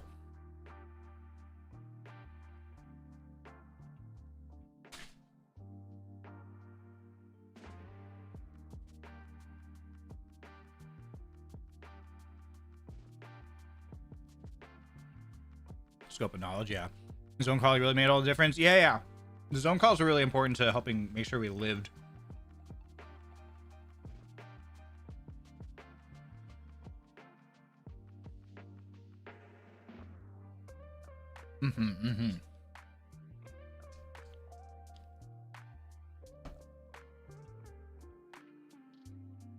Competitive Apex is just like the sum of so many parts. So again, just like super proud of the boys for how well they played and how much knowledge they like were able to absorb in like a really short amount of time.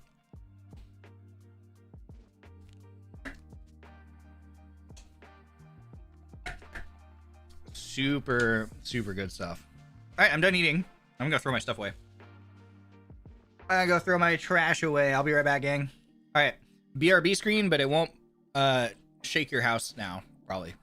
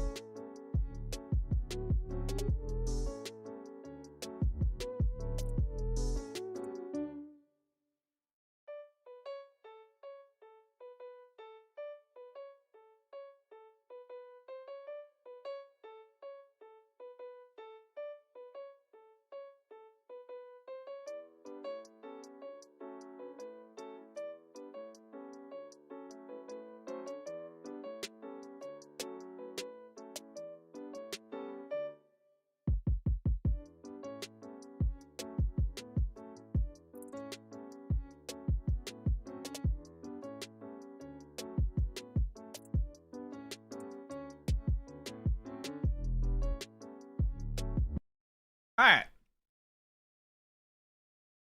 I hope that volume was much more average.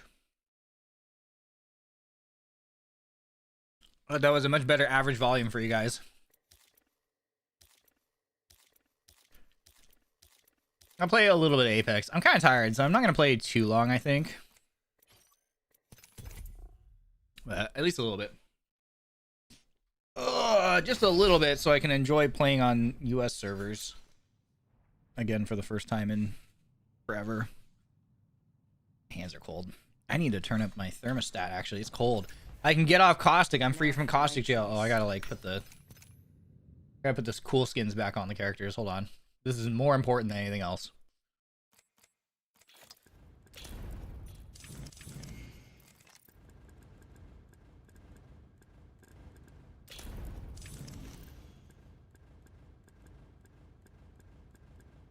Okay, I think that was it.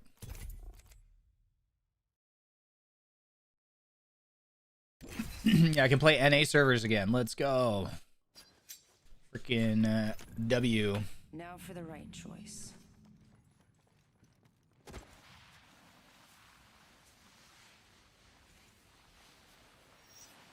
I can play NA. I can play other characters. Although Caustic was a lot of fun. I don't hate Caustic. Caustic is, of the big characters, he is definitely my favorite. Of the like 3 big boy characters in the game, I like Caustic the most, I think.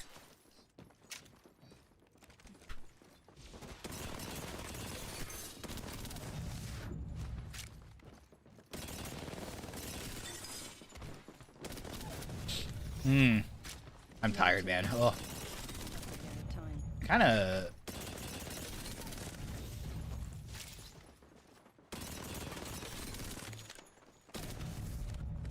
I don't want to play on my cloth pad, actually. Where's my cloth pad?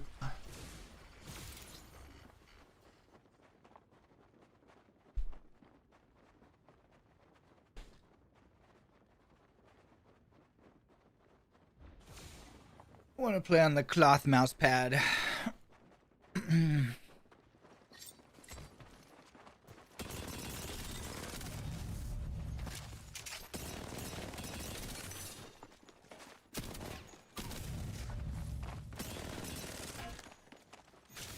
This thing slides around too much, though.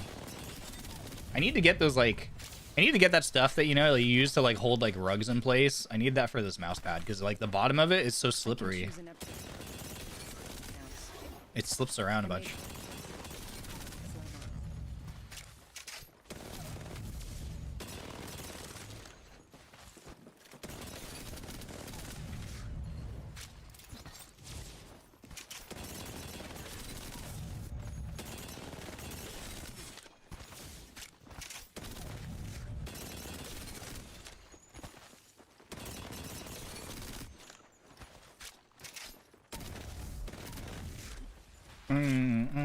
Is your cloth pad square shaped, just like your mouse, or do you use a big one like under your keyboard? No, it's just like square. It's like a little rectangle one.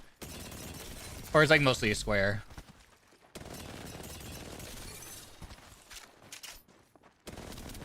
I do like the really big desk mat size ones, though. I used to use those, but... this brand that I'm using doesn't make the big desk mat size ones.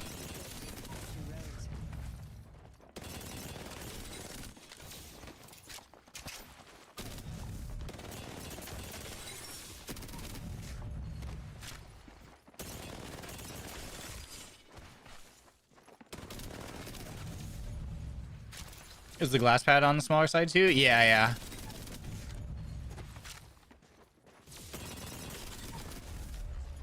They unfortunately don't tend to come in really big sizes for glass. Glass ones are usually kind of smaller. It's probably too expensive.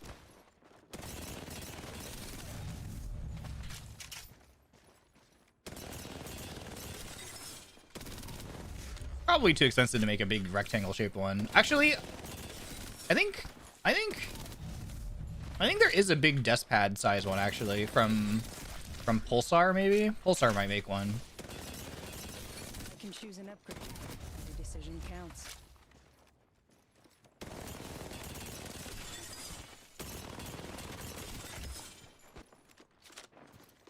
Well, I can feel how tired I am. My aim is not like 100% there.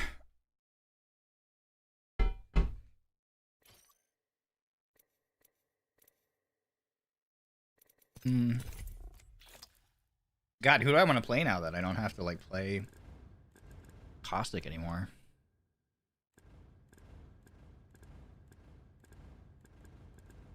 Been enjoying Alter recently. Wraith, Bangalore, Maggie, Octane. Watson's could start playing Watson again.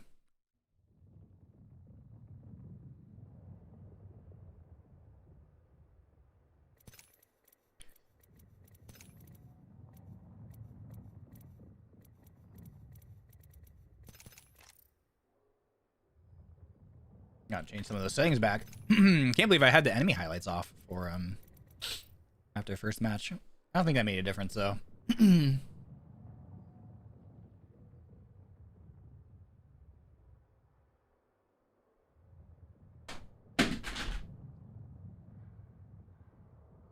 Knock something over. Whoops.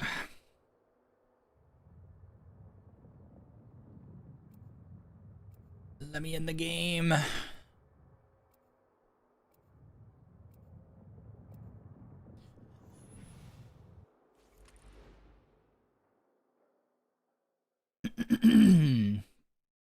Interesting bang skin.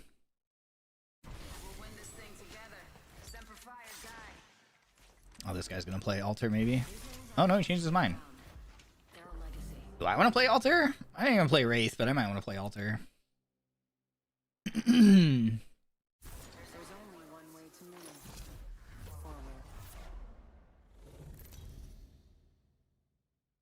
Might want to play Alter next. I don't know. Your champion. In case you didn't know, you get here by winning. Good luck.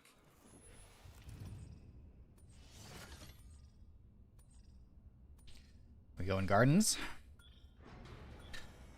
It's a Gardens plane. Oh, no. No Gardens? Estates? Where are we going? We go somewhere? Could we go somewhere? Maybe here? Got a good feeling about this area. Can we go? Hello? I love this part!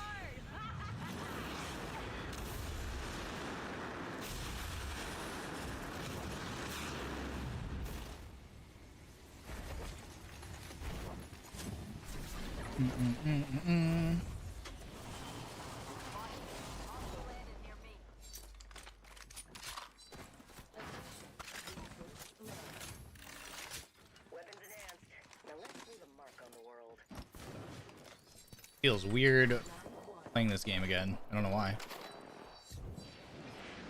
We're inside. What the fuck?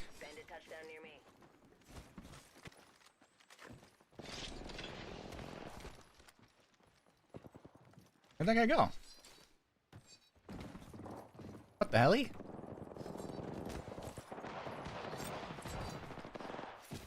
might have seen you. What the hell? It's not safe here. I'm getting hit over I'm getting bullets load. here. Need to recharge my shield. Whoa, why am I lagging? Who the fuck is this guy? Can't move. Need to recharge my shield.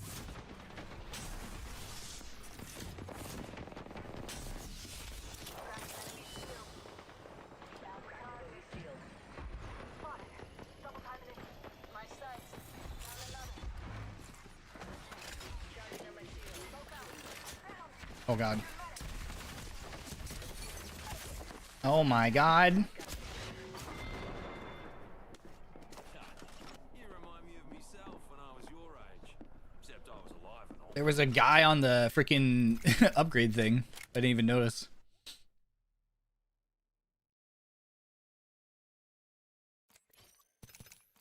I'm gonna have to get good with shotguns again. I haven't been using shotguns for like the past month because I knew I wasn't gonna use them in the tournament.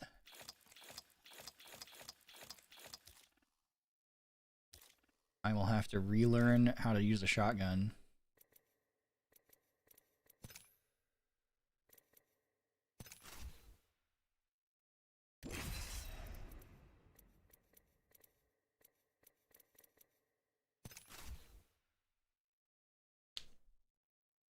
The skins from this event are pretty good.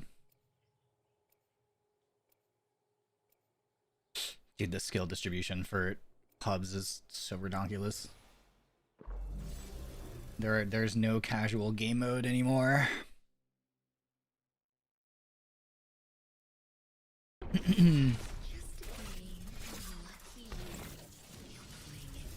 There's no casual Apex anymore.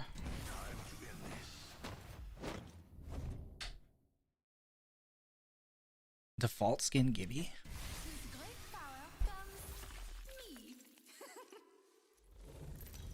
He's a level 1? What is the matchmaking in this video game, dude? This is your champion.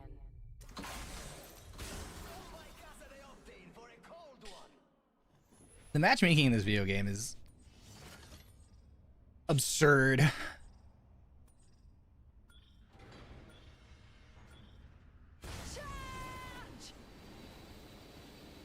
Raise my chair up a little.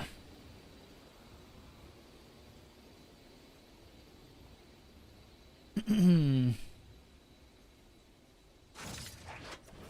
just landing here? Oh, okay.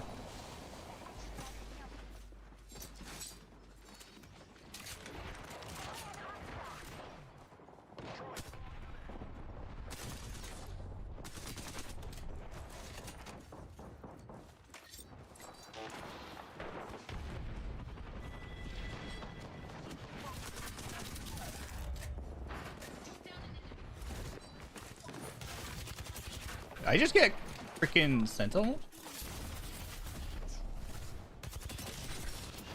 Did I just get Sentineled again? Who the fuck is that guy?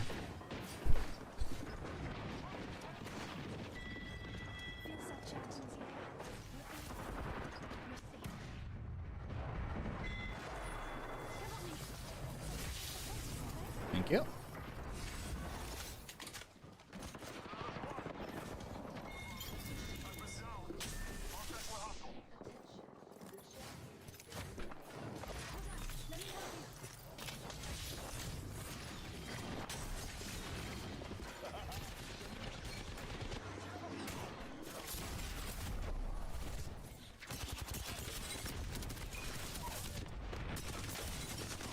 Oh my god, she's 1 HP.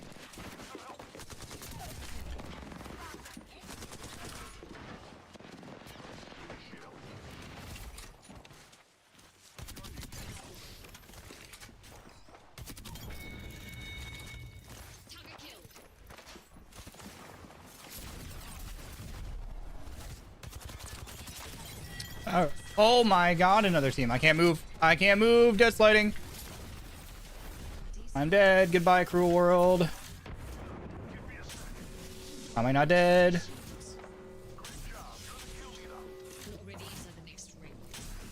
Am I not dead? Holy.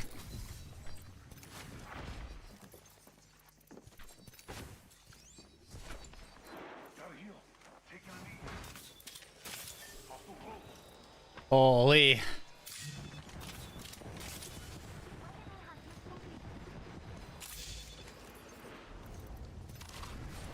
Oh, you scared the shit out of me.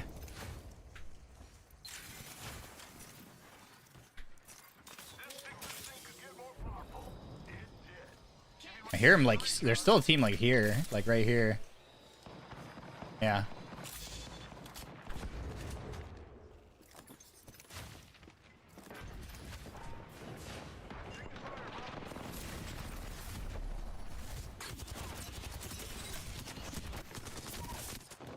Where's my wall? Oh.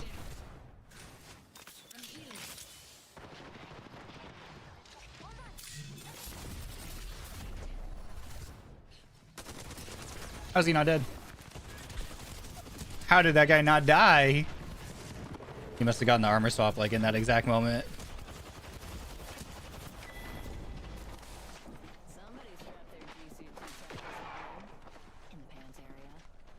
I think he hit an armor swap right as I went to shoot him. Unfortunate.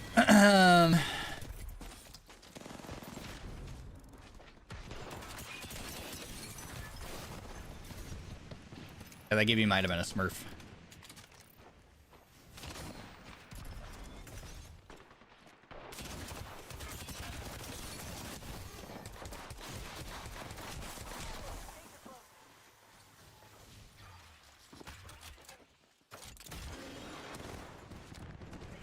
Grenade. Oh my god, he somehow lives that.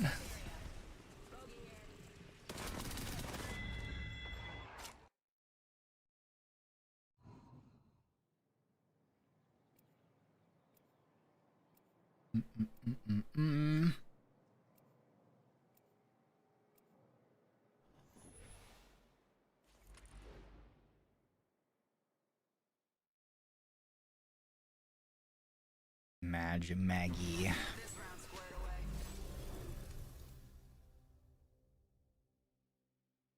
I don't want to play Watson too.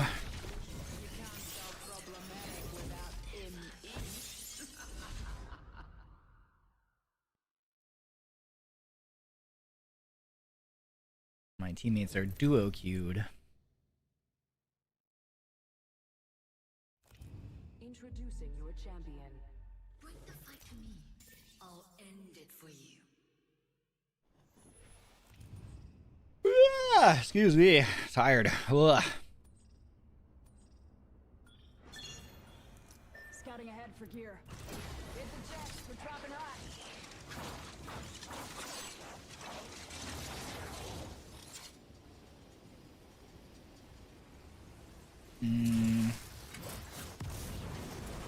Ooh, that was a shotgun.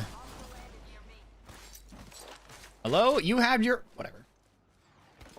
Like, there was literally another thing there that you could have looted, but whatever. My game feels like slightly laggy. I don't know why.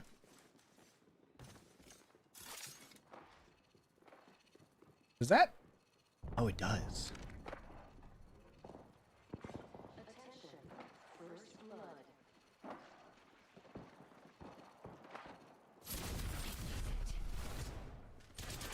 Oh, shit. Shit on.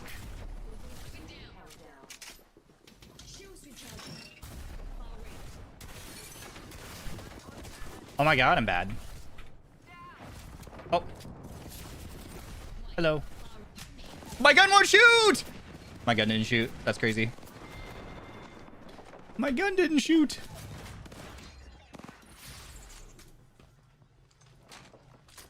You know where we're losing this. He just accidentally knocked the guy that got Mirage rezzed because he ran in front of the guy shooting. That's so funny.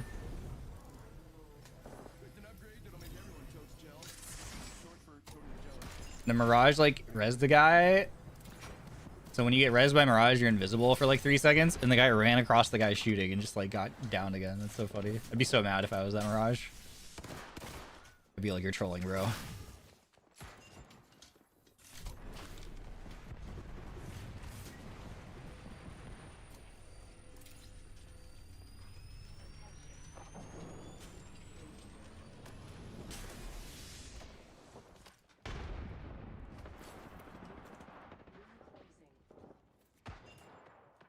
Let me in.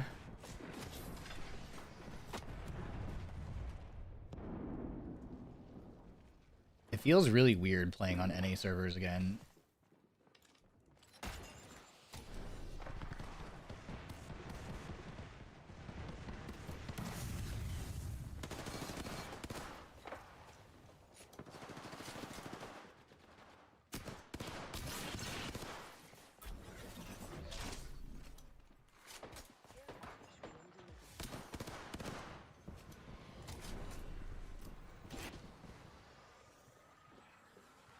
Let me play a game.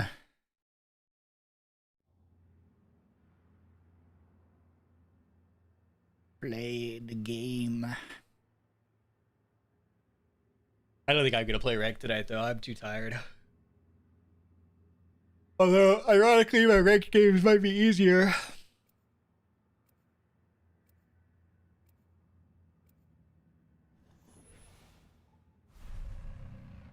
there's like a world in which my ranked games are easier than my pubs games, to be honest with you.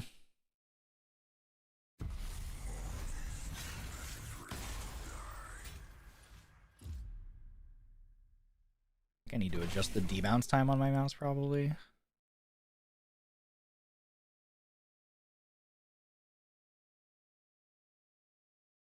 Three.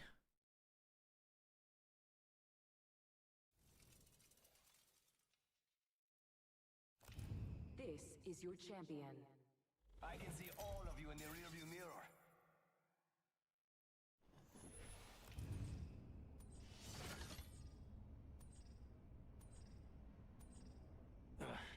I give a wing of my estate for a worthy opponent. I give a wing of my estate. An estate. Imagine owning an estate. That's a different tax bracket than I'm in, friend.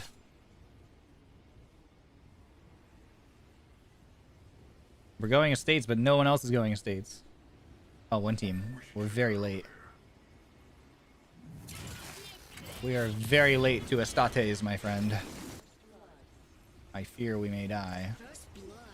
Not to be a negative Nancy or anything.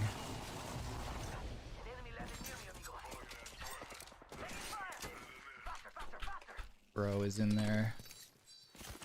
Bro landed on a full 3-stack. What is he doing?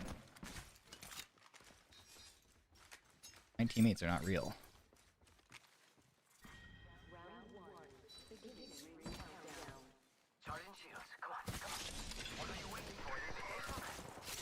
Oh my god, they chased them.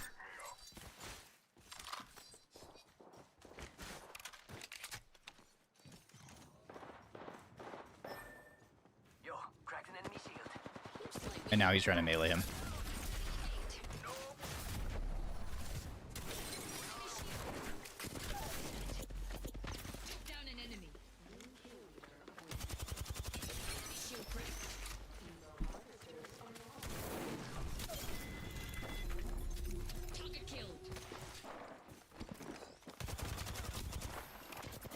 Bro hasn't healed yet. I can't crouch slide. I cannot crouch slide for some reason. I feel like I'm getting the slide bug on these servers. I have tried to crouch slide so many times now and just or not even like had the velocity to slide. I need to see if I think I took the FPS cap off of my launch option. I might have to put it back.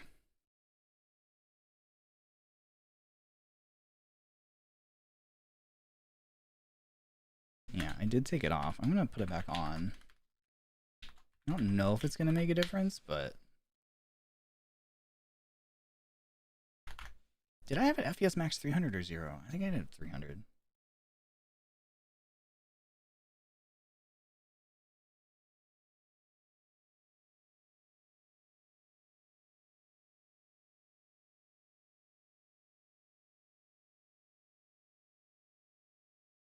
Oh, doing the thing where the game won't kill the process again. What the heck?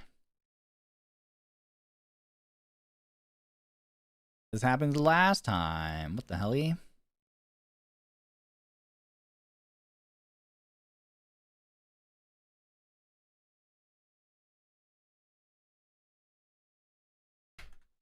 This happened last time. Well, it might be a sign to just get off and go to bed. Who knows?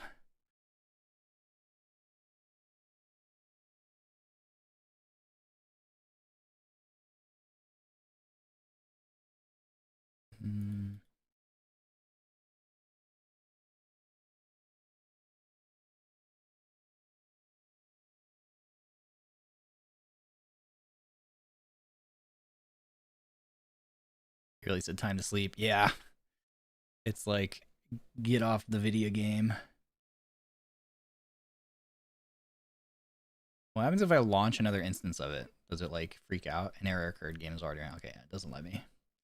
What the hell-y? All right, well, I can't launch the video game, so I guess that's GG.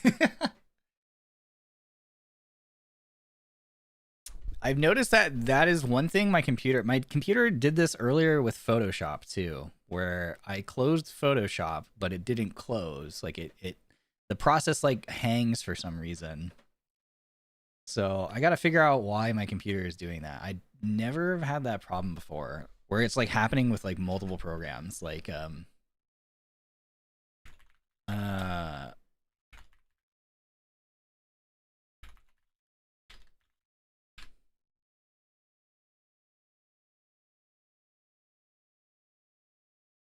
immediately force quit them. Yeah, that's what I'm doing.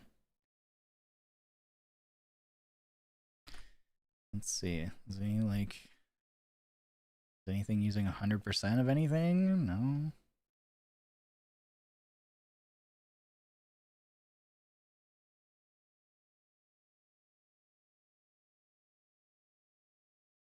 Yeah, I don't know why. I don't know why this keeps happening.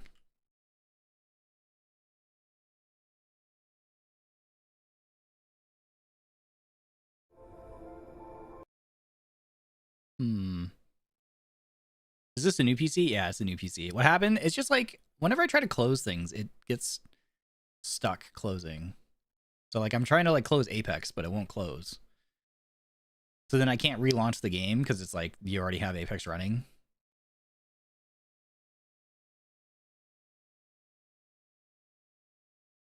It just likes to be weird sometimes. And I don't know what it is that causes it. Because I made the thumbnail for today's stream earlier and like tried to close Photoshop after, and it did the same thing where I had to like try to force quit it. But that one, at least when I did force quit it, it you know, when I task managed it, it did close. But Apex for some reason it doesn't. Like specifically when I'm trying to close the game, it likes to not close. Like even when I end the process through Task Manager, it also doesn't work. Weird.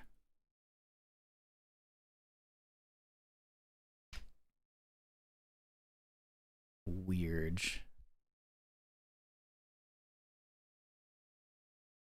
Well, it said not today. It said not today, Fred. That's okay. You know what? I'm tired. It's probably a sign to go to bed. It's probably a sign to go to bed. I will take this as a sign to sleep, I suppose. Yeah, it can be tomorrow's problem. Oh, I do need to go to bed because I have to get up for broadcast episode 2 anyway. We have broadcast episode 2 tomorrow. So that's gonna be over on Bluebell's stream. So make sure you guys follow me on Twitter if you don't already. I'll repost her like waiting room whenever she posts that. I don't know if it's up already. Let me go look.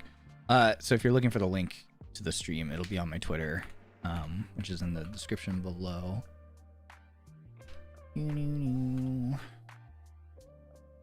But that's at 11 a.m. Pacific time. What is that? Eastern? 2 p.m. Eastern?